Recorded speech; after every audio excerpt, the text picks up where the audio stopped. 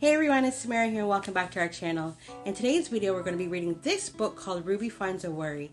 And in it, we're going to see what happens when one day Ruby finds a worry. Alright, let's get started. Ruby Finds a Worry by Tom Percival. Ruby loved being Ruby. She loved to swing up high and she loved to explore wild, faraway places. Sometimes she even went all the way to the very bottom of the garden.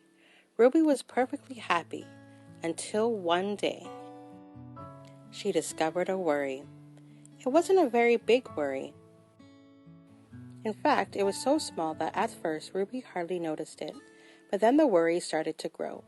Each day it got a little bit bigger. It just wouldn't leave her alone. It was there at breakfast staring at her over the cereal box, and it was still there at night when she brushed her teeth. The funny thing was that no one else could see Ruby's worry, not even her teacher, so Ruby pretended that she couldn't see it either. She tried to carry on as if everything was normal, but it just wasn't. The worry was always there, stopping her from doing the things that she loved. Ruby wondered if the worry would ever go away. What if it didn't? What if it stayed with her forever? Ruby didn't realize it, but she was doing the worst things you could ever do with the worry. She was worrying about it. Now the worry was enormous. It could barely fit in the kitchen at dinner time. It filled half the school bus. And it took up whole rows at the movie theater. The worry became the only thing that Ruby could think about, and it seemed like she would never feel happy again. Then one day, something unexpected happened. Ruby noticed a boy sitting alone at the park.